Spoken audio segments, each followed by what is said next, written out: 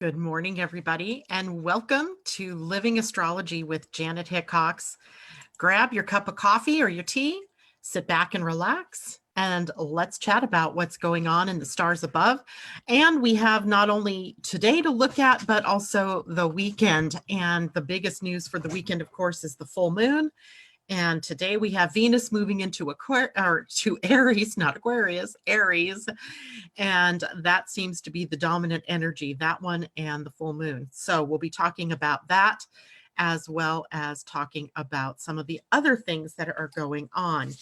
So let's dig in, shall we? I have two charts this morning, one for the full moon and one for the day in general.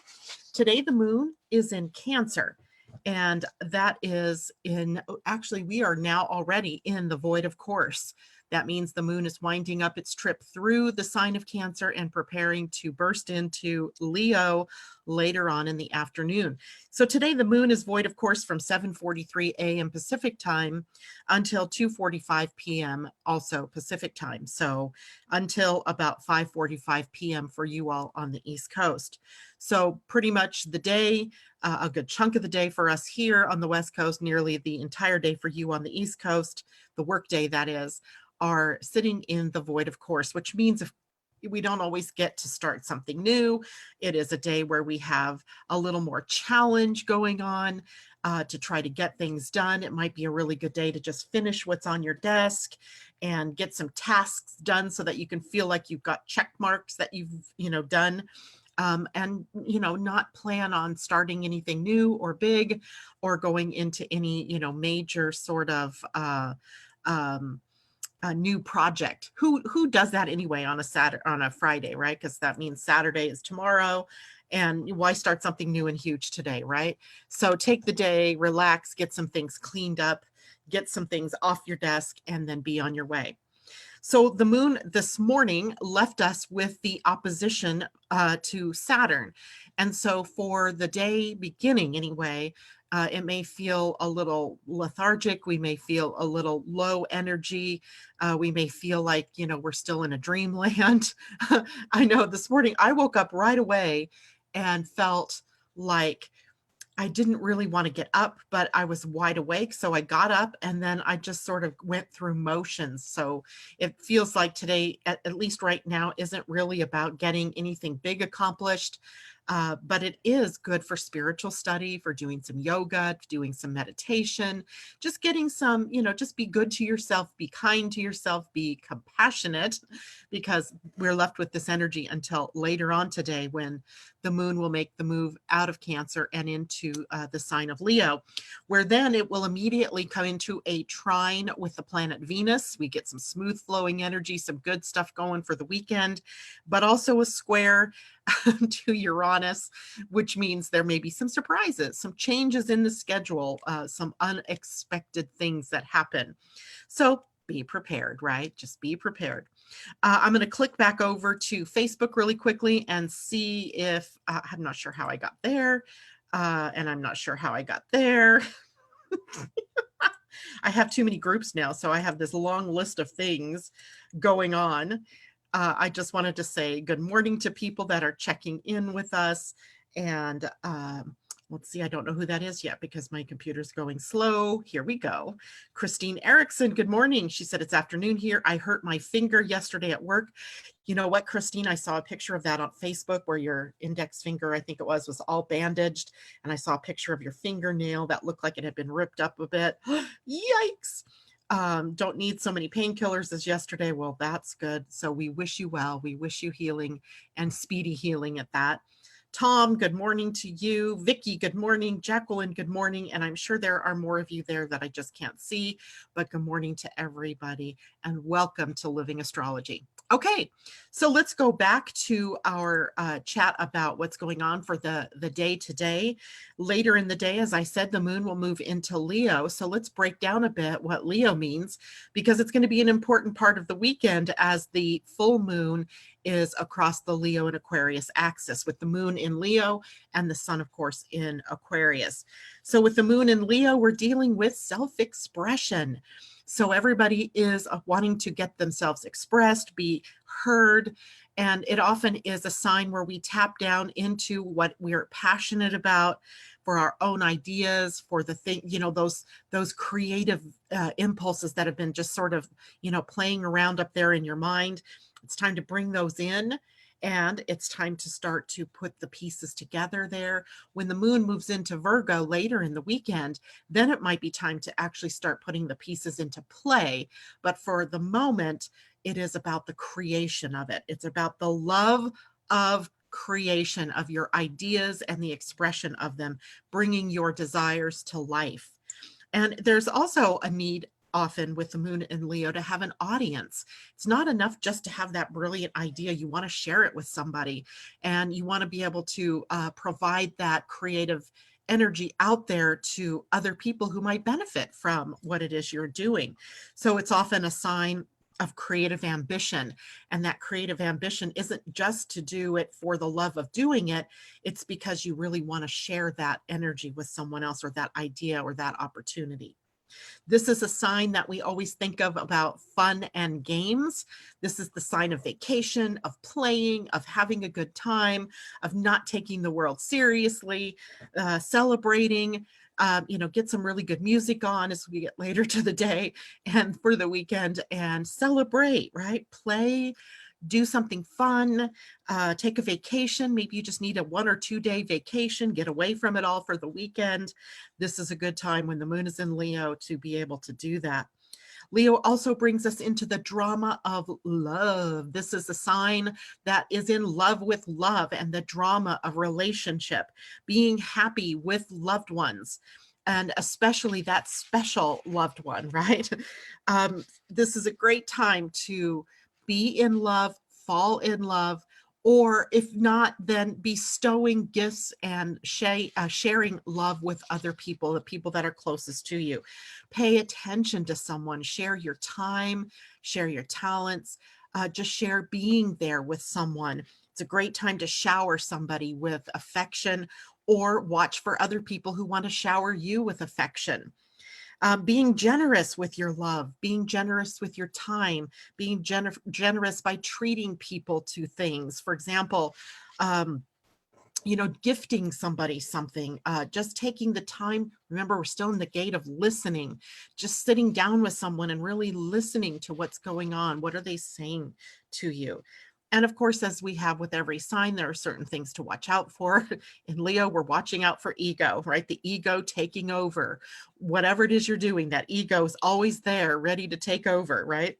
Watch out for being overly self-centered or selfish or vain. Remember, I like the idea of being self-centered, but we can sometimes, with Leo energy, take that, as we always can with, it seems, Leo, take it to the nth degree and over expand into that territory. This is also a sign that suffers at times from the lack of confidence. And if you are in that negative frequency, or that fear of showing people what you feel, or talking to people about your ideas, then this could be the more negative expression of that moon in Leo, as being in that lack or feeling inadequate to the task.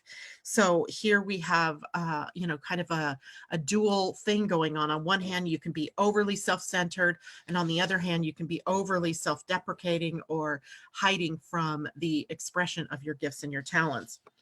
Also, sometimes Leo energy is all about the win at the expense of integrity. That's the more negative expression of this, where you don't care what it takes to win. You just want to win, and you loosen up all of those usual regulations and rules and strictures and tenets that you live by, the values that you live by, in order to win. So it's a call for us to stay in integrity and not to seek winning at the expense of others.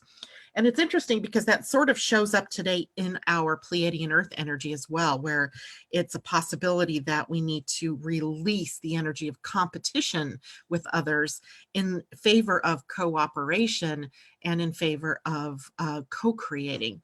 So I like that dovetails together. We'll get into that in a little bit. I'm going to go back to Facebook real quick, check in again. Debbie Tippett's to me. Good morning, Debbie Hedden. Good morning, Monique Alexander. Good morning to you. And anybody else out there, just let me say good morning. And I hope everybody's having a good day so far. It looks to be a pretty good weekend, actually. Today with the, Venus, the goddess of love, the energy of our values, of relationships, and that love energy. And it's often the more physical attraction type of love, as opposed to the higher unconditional love, that type of thing. You know, I was listening to, was it a commercial? Gosh, now I don't remember. And it might have been a commercial during Super Bowl, or maybe something else I saw, where the Greeks had 5 different words for love. They had, and now I don't remember what all those words were, but I do remember one was Eros. That would be the more physical attraction, love, the sexual energy. That's Venus, and often Mars plays that role as well. And then at the highest end is agape, which is that unconditional love, that more spiritual love. And there were 3 others in between there that I don't remember. There was like platonic love, friendship, that kind of thing. And yeah, anyway, but I thought it was interesting that the Greeks had 5 words that meant love. And, you know, other languages have that too, where there's, you know, more than one word to express love. And yeah, I don't know that English has that. Maybe there's affection, but I don't think we have something that's quite like what the Greeks did. But today, Venus in Aries until March 4th brings us into that more physical love. It sort of lights up our passion, and we want to begin something new. We become more bold in the expression of love, and our desires are also more apparent. And we talked a bit about desire earlier in the week when we were talking about the gate 13, or the gene key 13, and how desire in its negative state, in the lower frequency band, can create a whole host of problems as we're trying to fill up a void. And as soon as we reach a desire, or something comes to help us fill that void, then we want more, right? So we never quite find fulfillment. Well, here we might have desire for love, desire for money, and a more financial flow or financial abundance, as well as the need for filling the void with relationship energy. In fact, we sort of crave that new beginning in relationships. And this is often about setting a romantic partner up in your life. So we become impatient with the old and we crave the new. And the first few days of Venus's transit through Aries are going to be a bit tricky, as she immediately comes right into contact with the Black Moon Lilith, triggering your shadow, right? The shadow in Aries is a little bit about being bold, being able to go out. And there's a level here of codependence that can come up, that field of energy about independence, interdependence, codependence can show up. It's a very Libra sort of energy, because Libra is the opposite sign of Aries, right? So we can become sort of exposed to where it is in our lives where we've become too codependent, or maybe we've got too independent, and it's affecting our relationships. So we have that to work on. And then we also have Venus almost immediately after that. In fact, this all happens on like Sunday. Venus comes into contact or a conjunction with Chiron. Now the wound becomes triggered. It becomes apparent. And we really have to begin applying compassion and forgiveness to ourselves and to the people in our lives, to our relationships. And then later we have Venus, who will conjunct Eris. That might be some sparks as the more revengeful, discordant side of the divine feminine, the more negative repercussions of relationship energy. It's like having this field of romance that comes over you in the beginning of this transit, and you fall in love head over heels, and then something happens as this transit progresses that triggers a wound either within you, or what you start to see in the mirror of the relationship isn't so good, and now we have to backpedal, or we strike out at the relationship. So again, we're going to have to find a place within us to be able to be patient with ourselves and others, to find forgiveness and compassion. Later on, after Eris, then then uh, this won't be until just after March 4th. Venus will find her way into the arms of Uranus, and all bets are off. There's much more change and unexpectedness coming up. So literally for the next month or so of Venus energy, it's a little chaotic. It's a little up and down. It's a little bit like the chase, right? Where we're chasing after the relationship or the person. We fall in love, we get into that, and then we go, oh God, what am I doing here? And then we back off. So relationships might be a little bit dicey. Now, here's where another energy that we've been talking about all this week comes into play, and that's the idea of mirroring. What are your mirrors in this relationship or in any of the relationships? If you've been bored in your relationship and you start looking outside of yourself for something to relieve that boredom, what does that mean for you personally? So, be very aware and conscious of what's happening with you. And remember too that Venus rules our values. What are our values, and are we living by them? Or do we, throw the values out the window in favor of this more bold, rash, impatient energy? Remember, Aries is Mars territory. So we have love meeting kind of that assertive or aggressive energy, or that more impatient energy. And then the consequences of that become apparent as we move through the month. Aries is a sign that is square or in a challenging aspect to the planets in Capricorn. So off and on throughout the month, especially as we move a little bit later into maybe next week or the early part of the third week of February, Venus begins to aspect Jupiter, Pallas Athena, Pluto, the South Node, Saturn. And so we bring up some more deconstruction, reconstruction energy then that is more focused in your relationship arena, and or in your financial arena, or even in what your values are. But all in all, this is more a adventurous, flirty, romantic, bold energy that we're going to have in terms of our relationships for the next few weeks. So I guess we can enjoy that, but just watch out for the pitfalls, right? That's like any energy, any sign, any planet moves into. Has its high frequencies, has its medium, neutral frequencies, and then also the more shadowy frequencies. And we can see that as we look. We could even look at the gates that Venus is in. Venus, today's the 7th. Venus moved into the gate 25. Ooh, so that's an interesting juxtaposition for Venus to move into, because she's representing the more, let's say, carnal, physical, sexual love. And then she is in the gate 25, and the gate 25 in human design is a gate of the unconditional love. So we have two kinds of love, that opposite spectrums coming together in terms of the gene keys. And this is where we might feel constricted in love. We might feel constricted in the way that we are in our relationships, or constricted by a relationship. And we are designed to move up into the gift level of this energy, which would be acceptance, and then ultimately up to universal love. Interesting.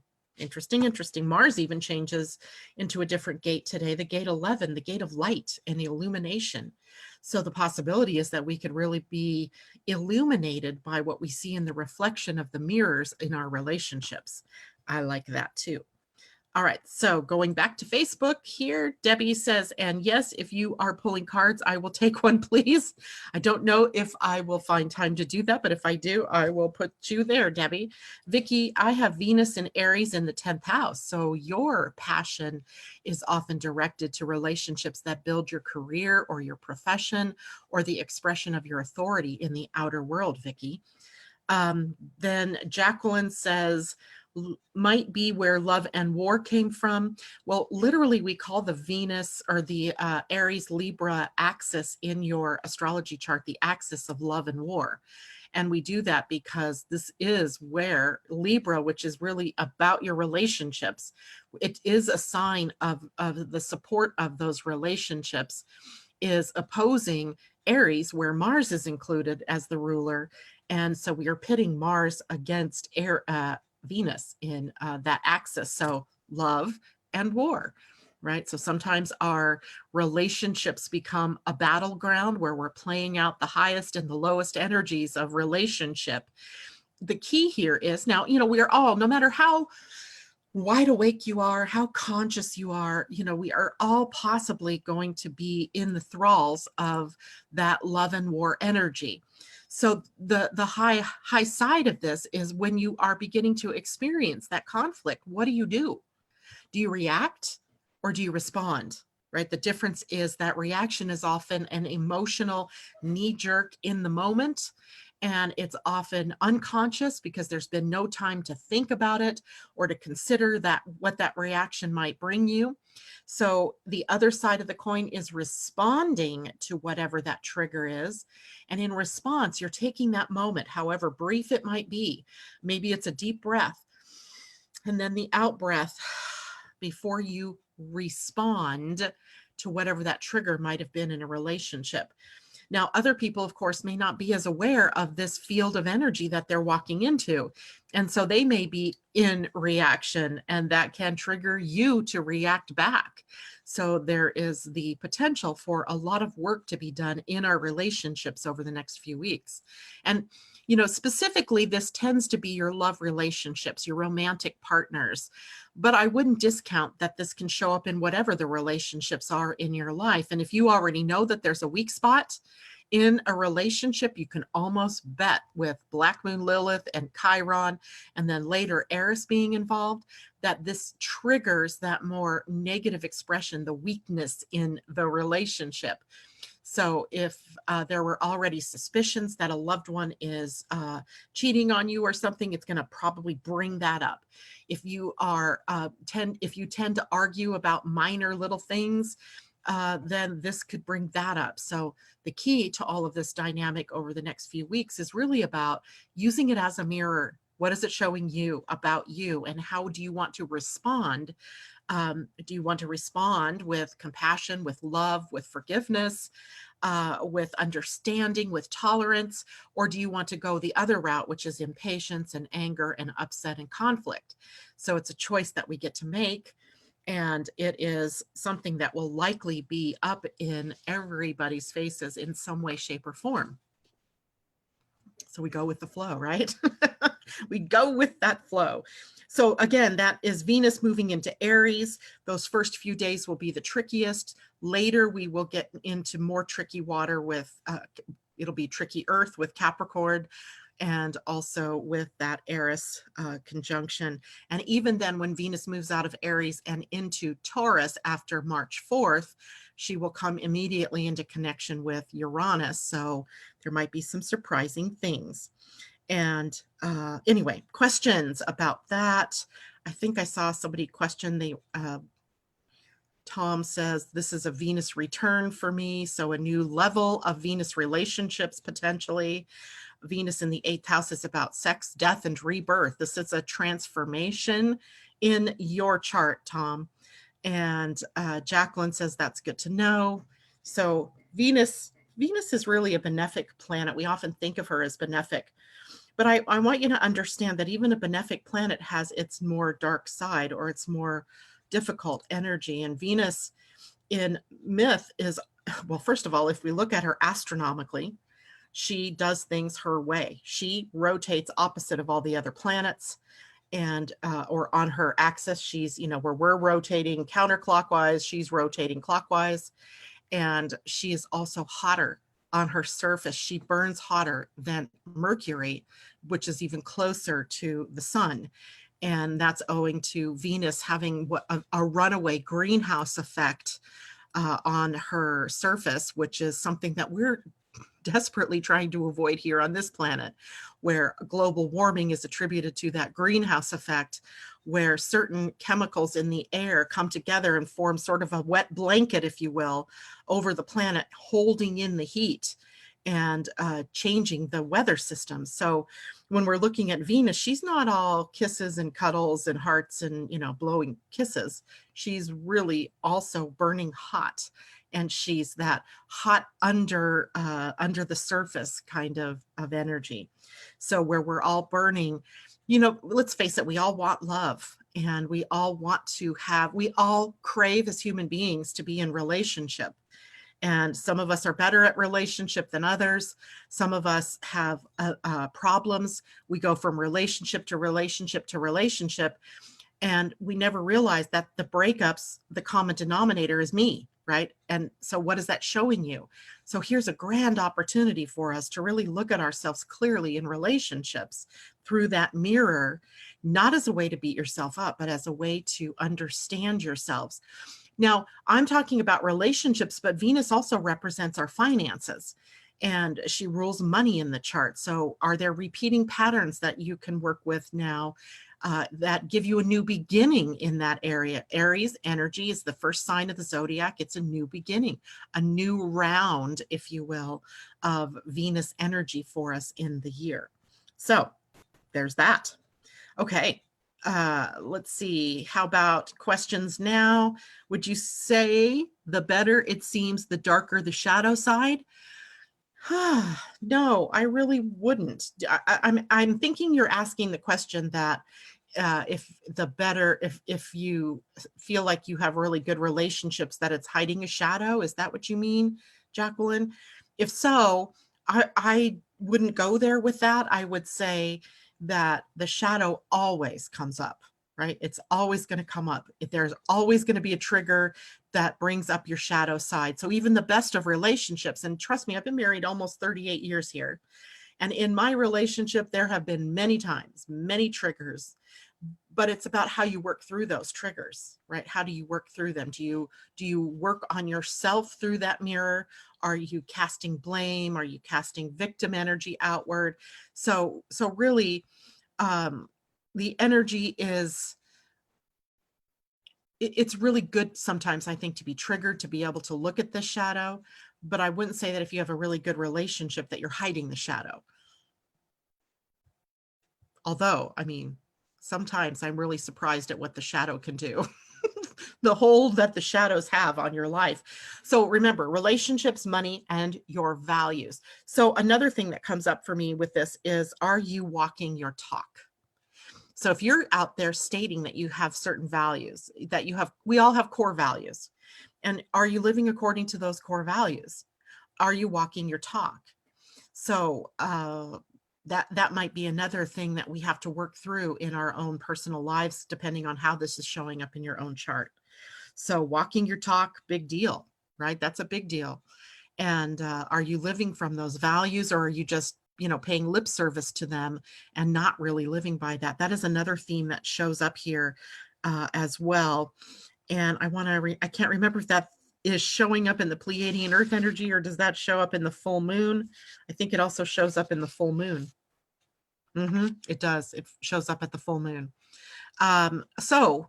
Let's see. Jacqueline says, I'm single, so LOL. I'm a bit lucky now. But I have kids, one called going insane. So, I mean, relationships, right? It's all about relationships. So if you don't have a romantic partner, somebody else might be filling that role of the relationship that needs work, where you can use it to work on yourself. So it might be a friend, it could be a relative, it could be a coworker, it could be a neighbor, it could be almost anybody really. But you just watch those relationships in your life over the next couple of weeks, at least through March. I'm going to say March 7th or 8th, because giving time for Venus to also conjunct Uranus during this time. Okay, now I am going to go back to Zoom here and share my screen with you. As I want to show you let's see if I can even do that. Hold on here. Not yet. I want to go to that. There we go. I'm going to show you the full moon chart. on my screen so we can take a look at that together. And hopefully you are seeing the chart of the full moon. Now, this is a chart that I used to write the 2020 Astrology Almanac. So I actually set this time on this chart for East Coast time. So this is a chart of February 9th, which is the day that the full moon occurs. If you are anything but the West Coast, right? The West Coast of the United States, the full moon will occur at 11:34 p.m. on Saturday night and 2:34 a.m. on Sunday morning for those of you on the East Coast. And if you're in the Greenwich Mean Time, Universal Time Zone, it is 7:34 a.m. for you all on Sunday and all the other points in between and beyond. So we have the full moon at 20 degrees of Leo and Aquarius. So I want to show you that here. Can you guys see my my cursor? Tom, you were having trouble yesterday seeing my cursor. I think that was when I was on paint as opposed to this one where now you can see my pink cursor here. And all of you should be able to see me circling the moon in Leo. And I'm going to go quickly back to Facebook just to check that to see if everybody is seeing that. No, how come I'm not seeing? Never mind. It's over here. Vicky, yes, thanks for, it's not, there's no change in the cursor, Tom. It's just a difference in the programs. The programs use a different type of cursor, not my choice, except my choice was to make this cursor pink and to make it bigger so that when I do these things with astrology charts, you can see this. So here we have the moon in Leo at 20 degrees. Here we have the sun down here in Aquarius at 20 degrees. We are across an axis. So if you want to look at the mechanics of this in a chart, this is what a full moon looks like. It is in an opposition. They are at the same degree of opposing signs. And we're looking at a focus then across an axis of individualism here in Leo versus the team or the group or the team friendship down here in Aquarius. So it's pitting the I against the we, and how do we come into a balance with that? So remember then that a full moon is about the culmination of something, right? It's bringing something into completion. It is perhaps revealing something to you. It might be a time for you to release something and let it go. It might be about bringing something into fullness and or being able to see from a new perspective what needs to be done next. So the full moon here showing up in individualism versus teamwork might be where it is that you need to either draw in more help from outside of you, or where you may need to release getting that so much help and be able to stand up on your own. It all depends on where this is happening in your personal chart. So what you want to do, if you've got your charts that we sent out with the astrology of 2020, you want to take a look at, find Leo, wherever Leo is in your chart. Find the house that the moon is going to be sitting in. It looks like this one is just barely into the 9th house, where the sun down here then would be in the opposite house, the 3rd. And that is an axis then of individualism or teamwork in the expression of something, in networking or in communication, getting out and about in the world, becoming more social, broadening one's horizons. So if this were the chart of a person, that's where they would be focusing this in their chart. So depending on the house it's in, and the or the axis of the houses that the full moon is in versus the sun, that's where this will be playing out in your own chart. Now, a full moon illuminates the conflict between the I and the we.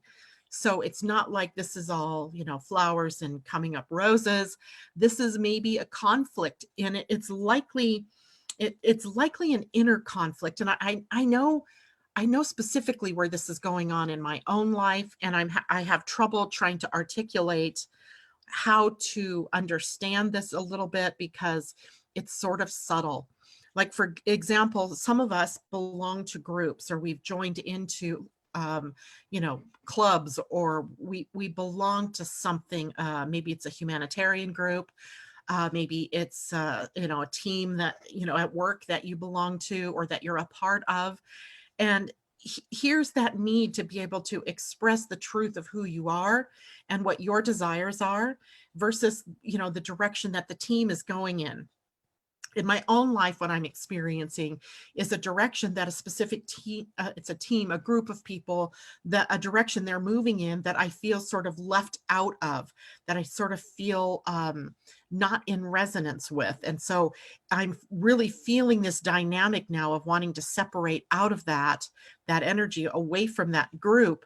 And I don't know if this is right or wrong, right? The full moon brings this into your fruition. It's bringing this to a culmination point. Maybe it's bringing you to a choice point in some way.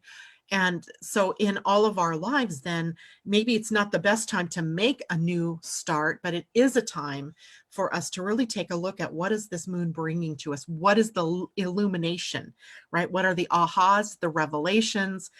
What is it that's coming up for completion, perhaps? But that's exactly what this is, where you might encounter this as a dilemma in your life. So be aware of that during the full moon, that it is highlighting maybe a dilemma or an inner conflict where it's pitting you against a team or you against others. And, we could look at it in that more negative us versus them, but that isn't really highly conscious, is it? So rather than, initially maybe we see it as an us versus them or an I want versus they want. Initially, that's what we may come up against as we see that energy starting to really come into play. But ultimately, consciousness can take over, and then you start to evaluate how you feel. If you're emotionally defined in your human design, this is the time to really check in with the emotional field. How do you feel about this? What feels good to you or what feels correct to you? Because you don't want to just jump and out of something or into something even, because the other end could be true too. Maybe it's you having been invited into a group and your, dilemma is about whether or not you should join in or not. So we have these different dilemmas that are showing up, but we don't have to choose yet, is I guess what I'm saying. We can take our time here, look at all of the sides of the equation, all of the facets, and then choose. Do we only want to participate with the group part-time? Do we want to just jump out of it completely and be on our own? Do we want to go all in with a group and just blend our energies together? So all of this is that dilemma, and across the house or the houses that this is in your personal chart is where this may be showing up for you. Then if you add in any planets that you happen to have anywhere near the 20-degree mark in your chart, that's where, you could get further information about the dilemma, right? About what is going on. So when you're looking at a chart of the full moon itself, and then we can look at, let me see if I can make this just a titch bigger. Aha, that's more than a titch. That's pretty big. So what we want to look at here, we've got 20 Aquarius and 20 Leo, where the sun and the moon are. What are the connections it's making with other planets? As that sometimes modifies or enhances the effect. Well, this particular full moon, even though we have quite a bit of connections, if we just go down the aisle here of the column of moon connections and we go down the column of the sun's connections, they're mostly minor connections. Mostly. There's a couple of bigger ones, but they've already been in effect. That's not new. For example, there's Mars squaring the sun. Is it a square Mars? Hold on. Sun and Mars are in a sextile, and the moon and Mars are in a trine, but they're 5 degrees before actually getting to exact point. So it's not quite there, but it might be enhancing a bit the conflict that you're feeling as, Mars in Sagittarius still is really bound by his beliefs and his self-righteous, adherence to certain qualities and certain things and certain patterns. And so this moon may be upsetting that or feeding into it, right? So we got to watch our reactions again, right? How we are showing up and being conscious about the choices we're making. There is a minor square going on between Mercury and Pluto during the full moon. Mercury right here in the sign of Pisces at 8 degrees, and Pluto over here at 23 degrees of Capricorn, and a semi-square is Pluto over here, and is a 45-degree angle, which is why I just got lost here for a second, because I'm like 23 to 8. Yeah, 45 degrees. So half of a square. It adds some tension to the atmosphere of the full moon, and hard to put your finger on kind of tension. It might just be a worry that you have about something. It might be a power struggle that's going on within you. I see this as a power struggle likely in the mind, tugging you, that angel on the one shoulder, devil on the other shoulder, pulling you back and forth in the mind, going round and round and round, which, by the way, is why in human design we do not make decisions from the mind. Right? The mind is not a good place for decision making. It has only awareness. It has no energy to choose. It has no energy to land on a decision. The motors are for that, right? The motors, the root center, or the spleen is a good place also, and it's not a motor, but it can be a good place for decision intuition. The sacral, which is always humming and always in response to something. If it's emotional, it's that emotional wave where we need clarity over time. Sometimes you have ego or will authority, which is, what do you want, right? You're going your own way. We should sing that song someday, Go Your Own Way. And so that energy is popping up as well during Saturday, Sunday's full moon. And these are, like I said, this one's under the surface. And don't forget, then we still have Venus then conjuncting the black moon Lilith, triggering the shadow in Aries, which is about being independent or codependent, or is it interdependent, right? We want to create interdependence, but we still need to maintain some level of independence. But we also have to know when it's proper to go where we need other people that we can depend on to help us along our pathway. We don't want to become codependent on them, though, because then you lose your identity and your decision-making capability. So a lot coming up here about this. And again, with Venus conjunct the black moon Lilith, and then ultimately conjunct Chiron, compassion and forgiveness, and maybe that we're drawn during this weekend to those particular problem areas in our lives by the light of this moon, so that we can solve this problem, right? And we can ask where it is that we have not been living by our values. And here again, we have that, are we walking our talk energy that shows up in the full moon as well. And typically now, anytime you've got a planet that's going to come across Chiron, and by the way, here's where black moon and Venus and Chiron are all sitting together. You can see these lines, these little tick lines tell you how close they are. 1 degree, 27 minutes, 1 degree, 44 minutes, 2 degrees, 53 minutes. They are very tight. The tighter the aspect is, or the conjunction is, the more pronounced the energy is. So this is where the wounded areas in our relationships might be exposed. And so this could be a difficult weekend, especially if you are stubborn, or you are wanting your own way, or you become impatient. But if you remember everything is based on unconditional love, then this could be a whole lot easier for everybody. All right, let me stop sharing my screen, go back to Facebook and see how we are doing with questions, comments, that kind of thing. Good morning, Angela. And yes, 20 degrees. So let me just reiterate. So February 8th or 9th, depending on your time zone, at 20 degrees Leo, that's where the moon will be, and the sun at 20 degrees of Aquarius, 11:34 p.m. on the west coast of the U.S., 2:34 a.m. on the east coast, and the Greenwich Mean Time or UTC time in Europe, 7:34 a.m. And I'm not sure what that would mean for you all in Australia and New Zealand. But if you got your astrology of 2020 information, I set your charts for where you live. All you have to do is look at the page. Let's see if I can show it to you. So if you guys have that, you can look at it. Let me go back to Zoom so I can actually see myself sharing. let's see, here's the 8th right here. You go here, right, there's the time right there underneath the full moon that tells you what's going on, what time it is. I know that's a little bit blurry, but that's where you would find the time that it's occurring for you in your time zone, right? In your time zone. Okay. Just wanted to make sure everybody was clear about that. Let me go back again to Facebook. Tom, how do we get ourselves out of the duality? You know, we could devote an entire day, weekend, weeks, life to understanding duality. How do we get ourselves out of the duality? We don't get ourselves out of it. We're here on a planet. We're stuck in it. What we have to do is learn how to come to the middle of that energy, how to be both, right? And how to understand that the duality isn't a bad thing. It's the two sides of, it's different sides of the same coin kind of thing.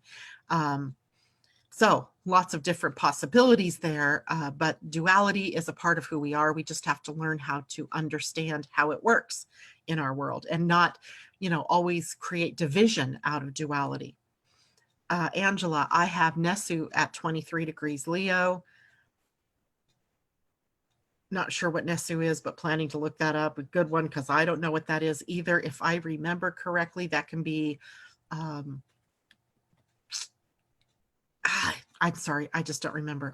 I want to say it is something of difficulty, right? Some kind of difficulties that come up, but I'm not sure. So Angela, look that one up for us. Jacqueline, yes, thank you so much. It's really great to have that calendar. That calendar is your particular lifesaver because it's going to tell you when these things are coming up. And then the timeline part of it that went with it gives you the interpretation of some of the major things that are happening for you personally. All you do is go to the timeline, look up that day, you'll be able to read exactly what it is that's up for you.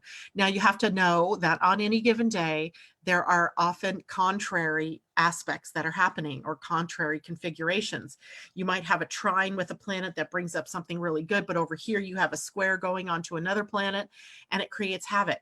So the idea here is that you are much more whole than just one aspect would seem, or even two aspects, but it gives you an idea of where the Achilles heel might be for the day, or where the tender spots are for the day, what not to do, what to remember when you're out and about in the world. But it isn't always necessarily exactly what will transpire for you, because of course there's a lot going into a chart. Bless you, Gesundheit. Okay. Oh, Nesu. Gotcha, Tom. You're so funny sometimes. Okay. Let's see. What was the other thing? The Pleiadian-Earth energy of the day. Let's go back to that. Today we are in 8 planting. And remember, the 8 energy is the energy of connection and abundance. And this is about love that is unconditionally connecting all of us together. And it's an energy that sort of comes out from the heart and connects to others at the same point in the heart. And we saw that, remember I posted that picture that one time of the 8 and on its side the infinity symbol, and how where they cross each other, that point is the point of connection. And that's what this number 8 really brings us to. This is the universal energy of the day. So all life forms are connected here today at this particular nexus, if you will. It also shows us that there is no need for competition. Competition is not the way. It is cooperation. That is the way. That is the natural order of humanity, is not competition, but it is the connection, the cooperation that we have together that unites us, right? The uniting principles as opposed to the dividing principles. But this is a day to also connect the dots, to find all of the different things that have been going on in your life. What has this week so far brought you to? What kind of awareness have you developed over the week? And then draw some parallels, draw some lines, and connect up, right? This is a time to see yourself in others through that wonderful karmic mirror, right? The mirror of your relationship, showing you the truth of who you are, and also showing you where it is that you still have work to be done. That is the best and high side of our connection in the mirror.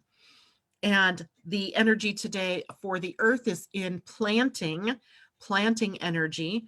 It is Khan in the Mayan calendar, which was represented by a seed, the seed being planted, right? So planting is a lucky day. So today has a sort of lucky energy moving through it. We might be lucky with lucky in love. We might be lucky in opportunities. We might be lucky in new ideas that show up. We may be lucky in the connections that we draw that take us into a new level or a new plateau. This is not a day to act with immaturity. This is a day for us to really to pull ourselves up, to put on your big girl panties, so to speak, and to follow through. This energy of planting seems to be it is a very youthful sign. It's very Aries-like. It reminds me of Aries energy very much so, in that there's that youthful quality. And sometimes that youthful quality plants the seed and then moves on to something else and forgets that a seed needs nurturing. So this is about the ability to follow through from the seed to the sprout, to the mature plant, to the harvesting of something, whatever that plant brings to you, right? So whatever that idea is, we plant the seed, then we nurture it, then we watch it move into maturity, and then we follow through with the harvest of that idea or that relationship, etc. So this also triggers our need to be acknowledged, to be rewarded, to be seen in our genius. This is about our desire to make a contribution. It sounds very much like the gate 8 in your human design, which is a gate that wants to be recognized for the contribution they're making. They don't care if it's money. They don't care if it's applause. They don't care if it's just a pat on the back that says you're doing a great job or thank you so much. It's that recognition of doing what it is that is helping the planet, your contribution to the planet. And sometimes that trigger to our need to be acknowledged can turn into narcissism, can turn into that more negative Leo energy. And our moon will be in Leo, so we'll want to watch that later on in the day. Does that need for acknowledgement then become you doing things just to be acknowledged and not doing things from a true place within you? So again, we are back to walking your talk, right? Remember that thoughts lead to intentions that lead to feelings that then create our reality. So what are you focused on, right? What are you focusing on? All righty. And time-wise, I have only a couple of minutes to do a few readings here. I know Debbie Tibbetts Tumiel, you said something about wanting a reading, and I think it's only good. I think it's really good that I can only see the top 4. So Londa's going back to bed. Colleen says, Leo is my rising sign, as it is for Londa as well, if I remember correctly, as well as her moon or her sun. She's a sun Leo.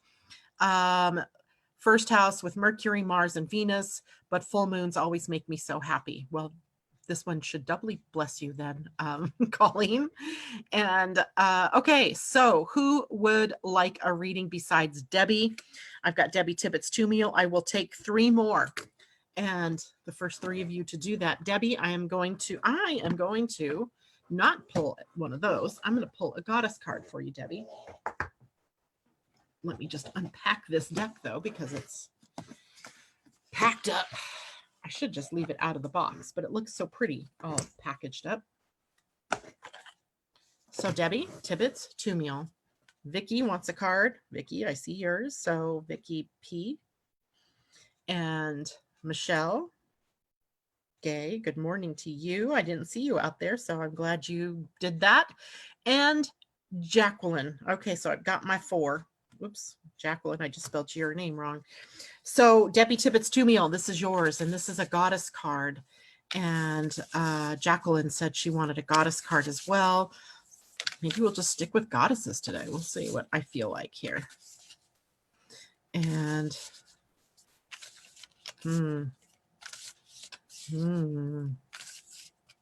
Debbie, Debbie gets Lilith, independence. Wow, she's got a lot of interesting imagery here. Let me go back to Zoom because I've got to be able to see that I've got this in here. This is Lilith, and she was in upside down mode. So it's independence. And look at all of that. She's got a snake on her head. She's got wings, it looks like. She's got that silvery eye. She's seeing into your very soul. So let's look and see what it's Lilith. It doesn't say Black Moon Lilith. She's also card number 29, which is an 11, which to me is always about illumination, shining the light on something. So Lilith was upside down. That puts her in an alignment message for you, Debbie. And here's what it says. Do you sometimes fear being independent? You may have been conditioned to believe the only way to have close relationships is to become enmeshed and entangled with others. Do you long for independence and breathing space, yet fear reprisal should you choose to detach from unhealthy companions or situations? You'll need courage for the alignment task Lilith asks of you. Walk away and establish a more empowered sense of self by saying no to these relationships that drain your very life force. Sometimes people attract drama into their lives to avoid accountability. Enabling this dynamic helps you avoid the responsibility that's required when you have no one else to blame for the conditions of your life. Other people's chaos become a smokescreen that muddies the real truth. Deep down, you're afraid of the consequences of taking charge of your life. However, all is not lost. You would not be here reading these words or hearing these words if you weren't ready or strong enough to make these changes. You are up-leveling your life, Debbie. Lilith is beside you to lend you the strength and courage to do the right thing for yourself and for others. I see that working very well with this moon, and that's pretty cool. All right, so that's for you, Debbie. Next, Vicky, I'm also going to stick with the goddesses for you, unless you requested something different. I'm going to go back and check real quickly. Vicky. Okay, she didn't give me a card deck, so I'm just going to use goddesses, all right? So hopefully that sticks with you. And here we go. Good morning, by the way, Heather Scott. I see you out there. And let's do, these are interestingly sticking together in a weird way today. I was listening to the news briefly this morning and realized that here in Washington, we've not had 2 clear days in a row, 2 sunny days in a row, 2 days without rain since December 23rd and 24th, or 24th and 25th. I thought that was interesting. Okay, so Vicky, you have Spider Woman. She was upside down, Spider Woman. And I think we've had this card before. She is about co-creation, right? Co-creation, Spider Woman. And she was, again, in an alignment message for you. So 48.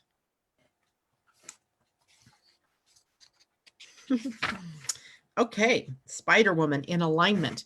You must be accountable for your creations, especially when you discover they are not truly reflective of your authentic desires or reveal they belong to only your ego. It's not enough to turn your back and hope they will go away. If you have hurt someone else, you must repair the break. If you have manifested something you're not prepared to commit to, be humble and release it.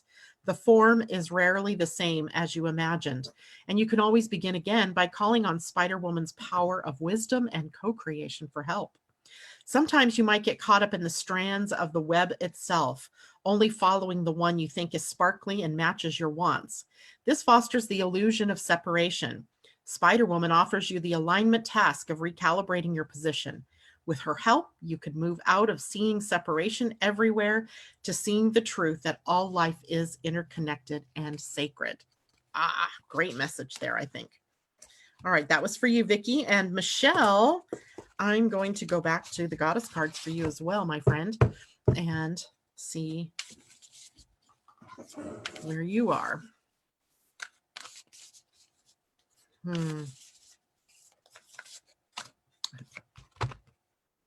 Saridwin potential. So here's the card, Saridwin. She was upside down. Again, everybody's needing an alignment. That's perfectly in alignment with the full moon, by the way, to be needing alignment, right? So Saridwin, she's a beautiful goddess. And I'm hoping I'm saying her name wrong. If I'm butchering it, somebody tell me. Saridwin. And she is card number 9. And here's the alignment message for you, Michelle. When you become complacent in your comfort zone, you run the risk of never moving beyond where you are. Your true potential remains dormant and inaccessible. This may feel like a vague boredom, an envy of others, or an anxiety accompanied by a sense of low self-worth, reinforced by habit, or an addiction to feeling like life will be amazing for everyone else but you. Or in so many cases, it's just been trained into you after generation upon generation of repression and conformity. The goddess Saradwin comes to remind you that it's time to course correct. Your alignment task is to turn this around by releasing all judgment toward yourself and others and reclaiming those dreams you seem to have lost. Write down those dreams and set your intentions. Then look in a mirror, imagining that you're looking into Saradwin's transformative cauldron, and say them out loud as if they already happened. You are so much more than you allow yourself to be. Only good will come of your growth. Your dreams and cherished desires are important to the divine. The way is simple and profound. Just say yes with gratitude in your heart, and the goddess Saradwin will lead you to discover your highest good. I think that's such a great card for you, Michelle. Great, great, great reminder. And after Michelle was Jacqueline, and Jacqueline, I'm doing a goddess for you as well. Since I already made a mess of my desk, I'm wrapping these cards today. And let's do another.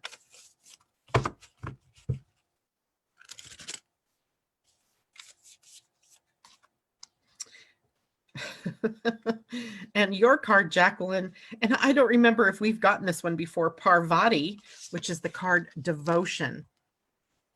Devotion. And this is card number 41, which is a 5. And she was right side up. And let's look at what that one is. Devotion. Parvati. 41. Okay. And this is an empowerment message for you. True commitment comes from wholehearted living in body, mind, and spirit. When the Hindu goddess Parvati rises up to greet you, she is acknowledging you for your sincere devotion to personal growth. With the world in so much turmoil, it's not easy to devote yourself to higher knowledge and strong faith. But if you are to serve others by being a bearer of love, compassion, and light, you must recommit yourself every day, as unwavering in your devotion as Parvati was to Shiva and her goal of bringing peace to the world. Parvati asks that you find silence in daily meditations to contemplate your devotion, as well as your commitment to all of life and to making the world a better place. The great goddess is present when you renew your devotion and make that relationship primary above all else. Then in all areas of your life, your every choice will be in alignment and in service to this truth. When the goddess Parvati comes to visit, it is a beautiful sign that you are on the right track. I love it. That's so cool. All righty. And now yes, Tom, you had that card. You did have that card last week. I thought I recognized it somehow. And Vicky says, alignment to me is balance from wholehearted living in body, mind, and spirit. Yeah, it kind of cut off the comment there. Anyway, that's it for me today. I hope you all have a wonderful weekend. Remember, Venus is in Aries, and likely your relationships may be showing you some things this weekend. The full moon is triggering that axis of individuation versus being part of a group, and that may create a dilemma or a conflict also for us to work through over the weekend. And it may be subtle and it may be right in your face, depending on how it's set up in your chart. But take it easy and just allow for this to inform you, right? Using everything that's happening as a mirror into your soul. All right, guys, take care. Have a great weekend. I will see you all on Monday. Until then, take care. Bye.